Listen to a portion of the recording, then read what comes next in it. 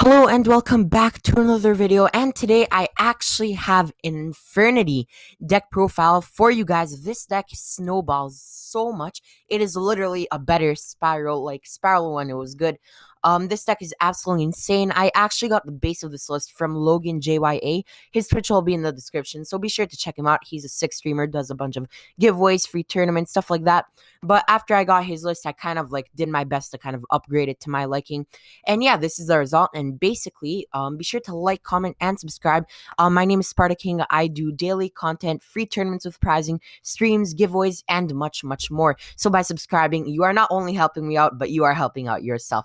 Oh yeah, and let's get right into the video. So first off, we are running Archfiend. So Archfiend is a mandatory card in the deck. It is at one, so you can only run one. And basically, the thing is that when it's special summoned, you can search an Infernity card, which allows you to actually search Infernity Barrier, which when you control an Infernity monster negates and destroys anything your opponent uses. So basically the whole point of the deck is to loop Archfiend to grab barrier over and over. So you go like a Necromancer, summon Archfiend, grab barrier, and then Necromancer, summon Archfiend, grab barrier, Necromancer, summon Archfiend, grab and get it. Like, it's just a really, really good card. Next up, we have Triple Infernity Necromancer. So this card, when it's normal summoned, it is automatically changed to defense position, which is okay because it has 2,000 defense, which isn't bad. But the main effect is that when it is once per turn, you can summon back a Infernity monster from your graveyard. And the thing about it is that it is not a hard once per turn. So if you link it off something, then summon it back somehow, then you can use the effect. That is how you actually loop your Archfiend. Next up, we are running Triple Mirage. This card is insane. Basically, you just tribute it and summon 2 Infernity monsters from your graveyard. So not only does it allow you to summon back your Necromancer and your Archfiend, allows you to search with Archfiend for a barrier, and then Necromancer will have its effect. So once again, summon Archfiend later on in the game. Of course, it can't be summoned from the graveyard, which is a kind of a downside, but the card is so good that you cannot not run it. Triple Stygian Street Patrol. This card is actually like really, really good in the deck because it can, by banishing it from the graveyard, you can summon a monster that's a fiend with 2,000 less attack from your hand. That allows you to summon basically any card in your deck. Oh, I accidentally took out a Necromancer. Let's just put that back really fast. Necromancer. There we go. Yeah, we don't want to lose that. There we go. Triple Necromancer, of course. And then over here, like, yeah, so it allows you to summon your Necromancer from your hand. The Necromancer will affect, summon Archfiend, Archfiend effect, grab barrier. Very, very good card. We have one Infernity Parterich. This card is also pretty good and pretty good. It is an extender that is a fiend, so you might as well run it. And it has a pretty nice defense stat. Next up, you have Archfiend Harris over here. And this card is actually like pretty sick because it searches you more Archfiend cards, which is really good. Next up, Double Tour Guide. This we would be running this at 3. If it was at 3, this card is nuts. It can summon your Rhino. It can summon your like. There are so many things it can summon that you have to run it. And like it's not even like, it's not debatable. You have to run tour guide. We are running double Fiendish Rhino Warrior because it dumps a fiend monster from deck to grave. And as you know, you don't want to have cards in your hand with Infernity. Is you basically want to have 0 cards in your hand, and then by like when you have 0 cards in your hand, they all have these really awesome effects. And then we have double Mothman because it allows us to draw and discard, which is important because we like our graveyard.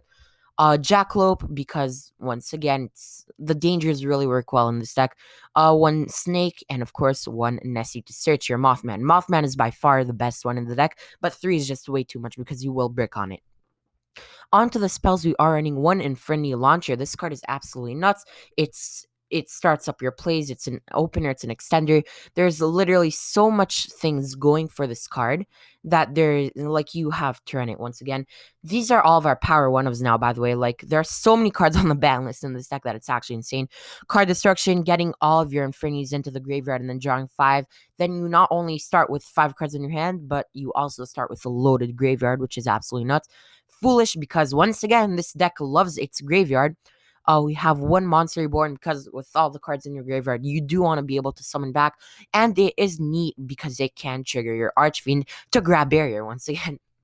1 for 1 is very, very good. You can summon your Mirage directly from the deck. We have one Into the Void because this is a 38 card deck, as you can see, with Upstart Goblin, which is pretty cool. The probably the best card in the deck, Triple Perform Popper Up, because it discards for cost. Right, so you can discard 3, and then even if it gets Ash, that's good, because then you lose cards in your hand, which you actually want to do, and you get your Infernities in the graveyard. So it doesn't even matter if this get Ash. Like, you sometimes even you want it to be Ashed. That's how good this card is. This card is just so nuts, and most people will Ash it because they don't want you to draw 3 cards, and then they see you're playing Infernities. Nope. And then we continue over here. We have Triple Void Apocalypse.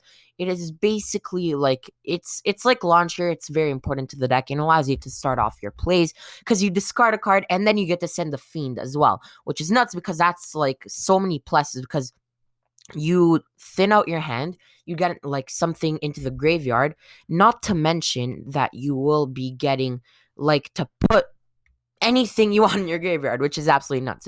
It's a better Foolish Burial. We have Triple Drag Down into the Grave. Now, this is a weird tech that I actually decided to run because both players reveal their hands, and then you choose one card from each hand, and then they discard them, and then both players draw a card.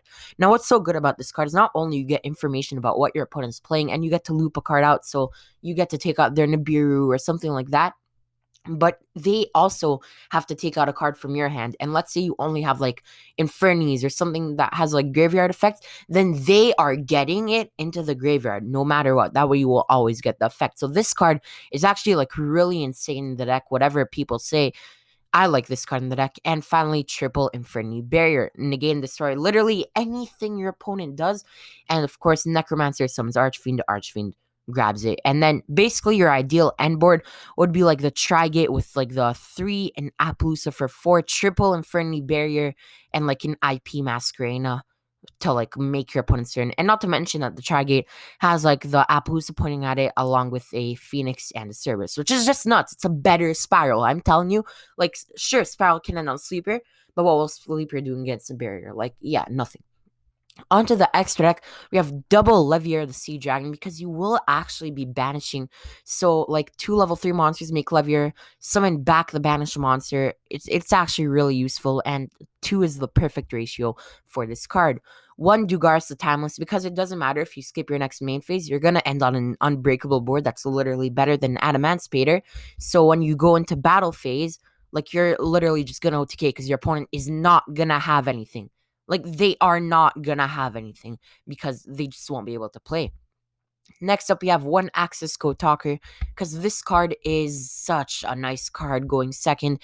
You literally pop everything. Like, you just pop everything. This is a combo deck. You'll have a plethora of links in the graveyard and you'll just pop. And then we have Appaloosa, Bow of the Goddess over here. Appaloosa is getting a reprint in, of course, the 2020 Tin of Lost Memories, which is very good. And of course, this card is just so good. It's part of your end board. 4 negates. Yeah, you want to have 4 negates no matter what. Barricade Board Blocker. This card lets you continue your plays, get cards into the graveyard, and so on. And of course, it is a generic monster. Boral Sword Dragon for the easy OTKs. 1 Cherubini, because you can make it so easily and sending stuff like you go Tour Guide into Rhino, and Tour Guide into Cherubini, triggering Rhino, triggering Cherubini. It just snowballs so much. 1 Masquerena because it is part of your end board. The Cerberus along with the Phoenix, not only because they are generic cards that are really good, but also because they are going to be co-linked to your Trigate, which is pretty insane. The 1 Unicorn for, of course, the Masquerena. Double Saryuja, because this deck summons so much that you will be summoning more than 1 Saryuja, which I know, yeah, it's a better Spiral. You're ending on like 7, 8 negates. It's nuts. It's just nuts, okay? And finally, the 1 Trigate Wizard. Trigate is absolutely mandatory, along with it being another, like, interruption during your opponent's turn, another negate. It's just so good. And then not to mention the effects of your turn, like the co-link, the first effect, even like battle damage is doubled. That actually comes up so much, along with the banish on the field. Its effects are just too good to pass up. On to the side deck, we are running triple combat because this is a combo deck. You don't want to get hand trapped. And yeah, if you see your opponents running a lot of hand traps because this is that type of format, just set it in, you're good to go.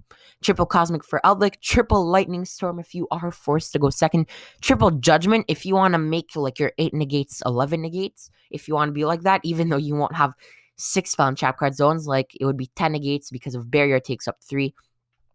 And yeah, and then triple imperm. You can't afford to run hand traps in the main deck, but if you are going second, then you can't put in the imperm because hand traps will just clog up your hand and you want to get the cards into the graveyard. And yeah, this deck is incredibly consistent, easy 8 negates at least. And once again, shoutouts to Logan JYA or Cheatmaster55 on YouTube for giving me the base of this list. I changed it up for my liking, but I couldn't have done this without him. Once again, remember to like, comment, and subscribe for daily content, streams, free tournaments with prizing, giveaways, and much, much more. Of course, check out Cheatmaster55, also known as Logan JYA, in the description. And of course, I will catch you guys in the next video. All right, peace.